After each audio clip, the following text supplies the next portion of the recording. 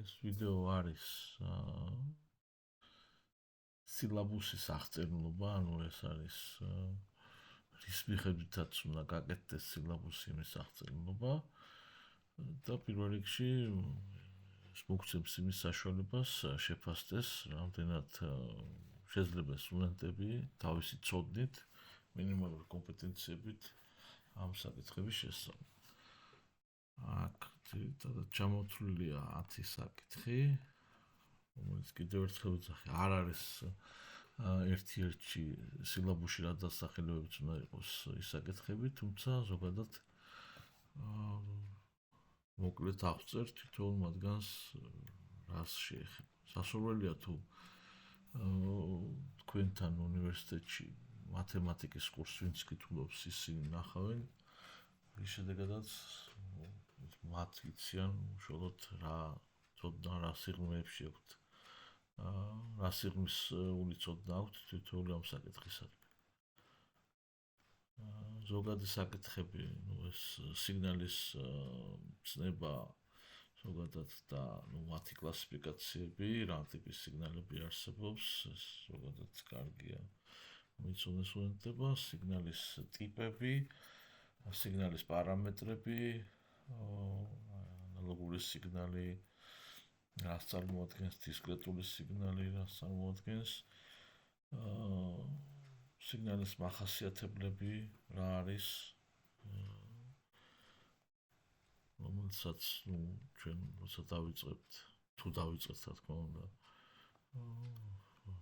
რა მახასიათებლები აქვთ და მათემატიკური ფორმა ამ მახასიათებლების როგორ ჩაიწერება, არის იმპულსის, ასე ვთქვათ, სეტმენტული, არის არგუმენტი, რა არის ზოგადად ჰარმონიკა და მნიშვნელოვანი საკითხია სიგნალის დროებით სიხშირული წარმოდგენის მეთოდები, აქ ლაპარაკია ფურიეს გარდაქმნაზე, არ არის სიღრმისეულად ნედლეს უნდა იყოს არჩევითი საგანი. კიდევ ერთხელ ვიძახი, რომ ეს საკითხები არის ზოგადი საკითხები, უშუალოდ ფურიეს გარდაქმნა სიხშირულ არეში რა უპირატესობები აქვს სიხშირულ გარდაქმნას და შესაბამისად დროითი არის წარმოდგენის გარეთი განსხვავება. ეს უკვე ერთგვარი დეტალებია, რომელიც უმნიშვნელოვანესია ლოტი და კენტის სიგნალები, ეს ლოტი ფუნქციები და კენტი ფუნქციები, რა თქმა უნდა, რაღაც დონეზე ისწავლება, სკოლის მასალა იყო არ ვიცი ხო შემთხვევაში ადრე.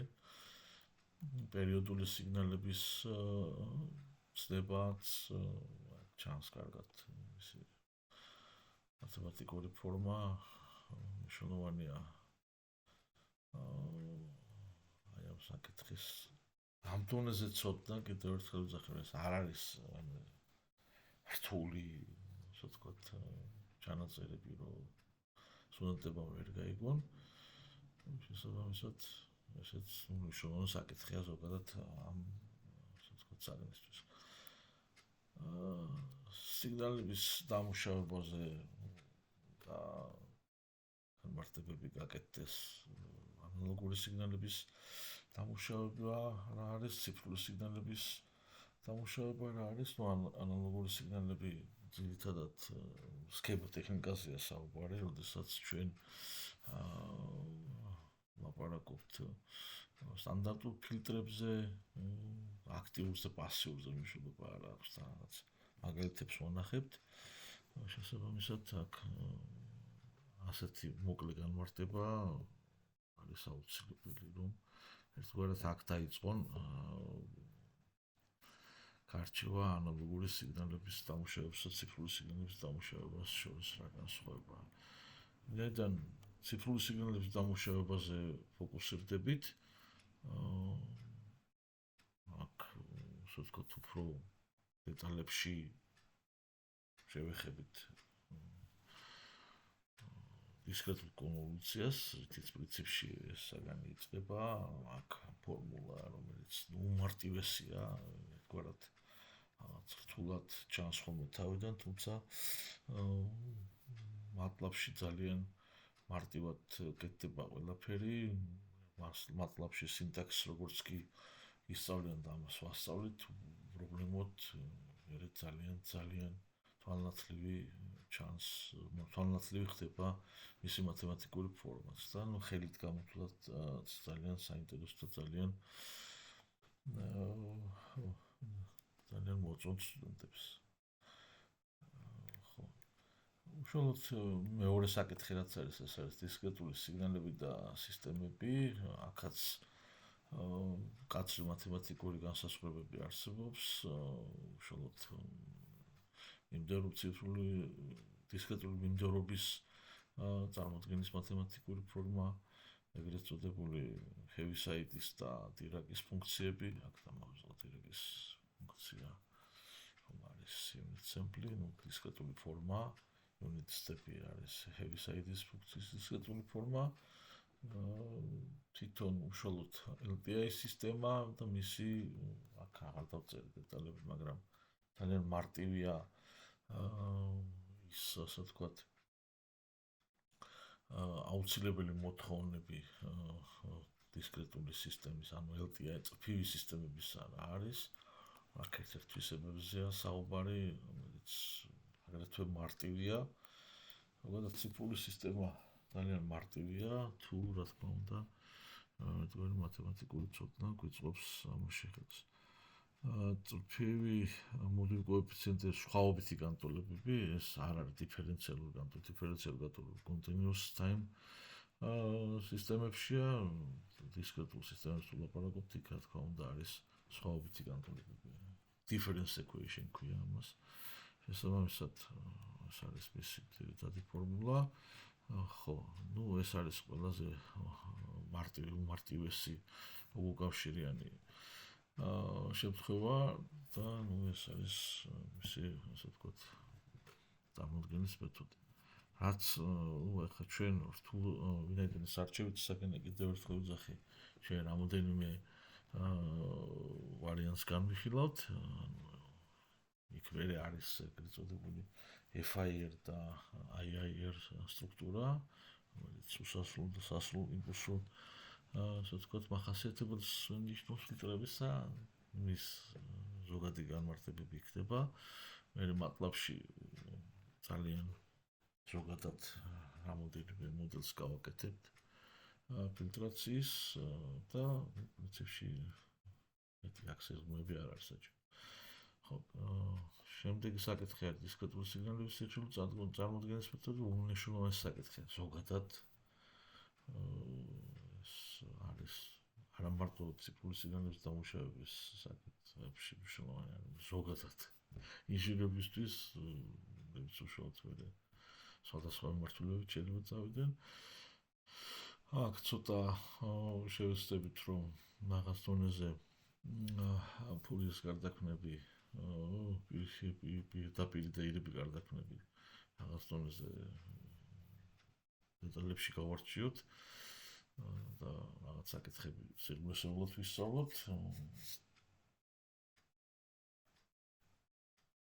MATLAB-იც დაგვეხმარება აქ, სადაც ძალიან თვალნათლივი ილუსტრაციები გვაქვს და აქაც, როდესაც MATLAB-ში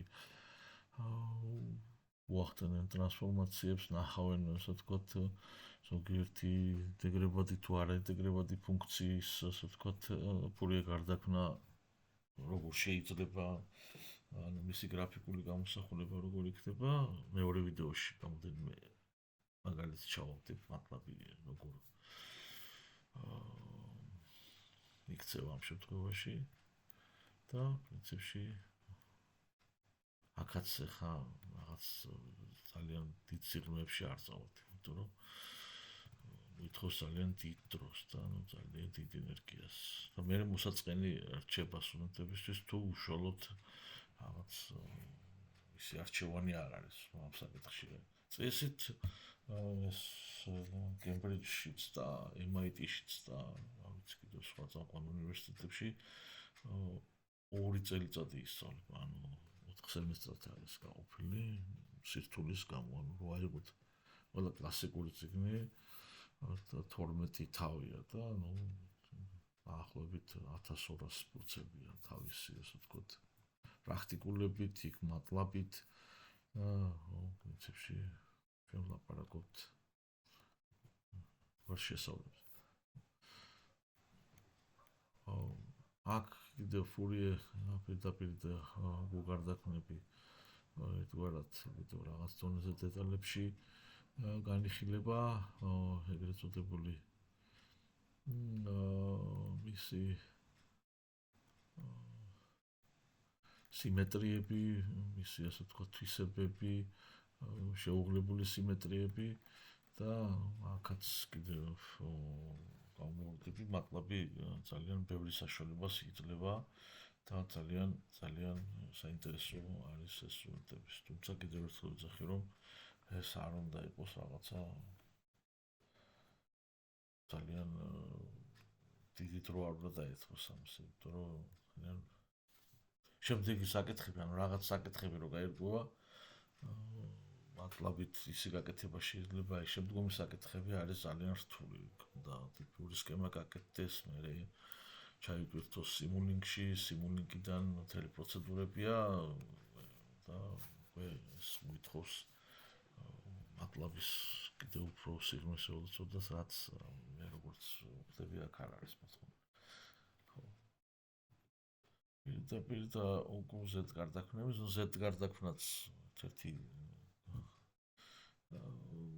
ფურიე გარდაქმნის ერთ-ერთი კერძო შემთხვევა დისკრეტული სისტემებისთვის, ანუ წესით continuous time შემთხვევებისთვის არის ლაპლასის გარდაქმნები